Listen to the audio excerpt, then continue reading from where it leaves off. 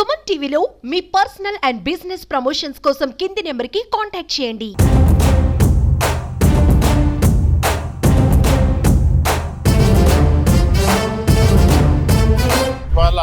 Doctor YS Rajasekhara Reddy గారి 75వ జన్మదిన కార్యక్రమం నడుస్తుంది. ఆయన చేసినటువంటి ఏదైతే కార్యక్రమాలు ఉన్నాయో 2004 నుంచి ఆయన చనిపోయే వరకు నడిపినటువంటి యుగం స్వర్ణయుగం లాంటిది. ఆయన ఏ కార్యక్రమాలు అయితే ఆ రోజున చేపట్టాడో ఈ రోజు వరకు కూడా రాజశేఖర రెడ్డి గారు అంటేనే ఒక ఫీజు రియంబర్స్మెంట్ కావచ్చు, ఒక ఉచిత విద్యుత్ కావచ్చు, ఒక ఆరోగ్యశ్రీ కావచ్చు, ఒక జలయజ్ఞం కావచ్చు, ఒక 4% రిజర్వేషన్ కావచ్చు, ఏమైనా సరే ఆ రోజున రాజశేఖర రెడ్డి గారు చేసినటువంటి కార్యక్రమాలనే ఏ గవర్నమెంట్ వచ్చినా తూచా కొనసాగించాల్సింది తప్ప వాటిని పక్కన పెట్టేటువంటి అవకాశం లేదు. ఖచ్చితంగా అది ఒక స్వర్ణయుగం లాగా నడిచినటువంటి పరిస్థితి. ఎంతో మందికి మార్గదర్శకులు అయినటువంటి వ్యక్తి డాక్టర్ వైఎస్ రాజశేఖర రెడ్డి గారు. జగన్మోహన్ రెడ్డి గారు కూడా ఖచ్చితంగా ఆయన అడుగుదాడల్లో నడిచినటువంటి వ్యక్తి.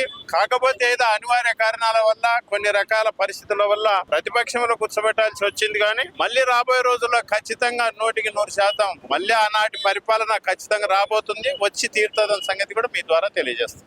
నియోజకవర్గంలో డాక్టర్ వైఎస్ రాజశేఖర రెడ్డి గారికి మరొకసారి గుర్తు చేసుకుంటూ ఘన నివాళి అర్పించడం జరుగుతుంది. రాజశేఖర రెడ్డి గారు రాజకీయాల్లో ఎలా ఉండాలి, ఎలా ఉందాతనంతో ఉండాలి, ఎలా పరిపాలన చేయాలి అని చెప్పి చూపించిన ఒక గొప్ప మహానాయకుడు. రాజశేఖర రెడ్డి గారు అంటేనే ఆరోగ్యశ్రీ గానీ, ఫీజు రింబర్స్మెంట్ గానీ, ఇంద్రమ్మ ఇల్లులు గానీ, 4% రిజర్వేషన్ మైనార్టీస్ కు గానీ, అలాగే ఔటర్ రింగ్ రోడ్డు గానీ, హైదరాబాద్ డెవలప్మెంట్ గానీ, జలయజ్ఞం గానీ, అంటే సంక్షేమము, పరిపాలన, అలాగే రాజకీయాల్లో అధికారంలో ఉన్నప్పుడు ఎంత ఉందాతనంతో ఉండాలనేది ప్రతి ఒక్కరికి చూపించిన ఒక గొప్ప మహానాయకుడు. ఆయన స్ఫూర్తితో వైఎస్ఆర్ కాంగ్రెస్ పార్టీని స్థాపించుకొని మరి గత 5 సంవత్సరాల్లో మేము ఎంత అయితే మా శక్తికి మించి ఎంత అయితే చేయగలుగుతామో అంత చేసి చూపించినాము. మరి ఎక్కడైనా మావి కూడా ఎక్కడైనా చిన్న చిన్న తప్పులు జరిగితే కూడా దాన్ని కూడా సరిదిద్దుకుంటూ, అలాగే మళ్ళీ ఒక్కసారి ఈ 5 సంవత్సరాలు ప్రజల పక్షాన నిలబడి ప్రజల పక్షాన పోరాడతాం. మరొక్కసారి జగన్మోహన్ రెడ్డి గారికి ముఖ్యమంత్రిని చేసుకుంటాం. రాజశేఖర రెడ్డి ఆశయాల్ని ముందుకు తీసుకుని వెళ్తామని చెప్పి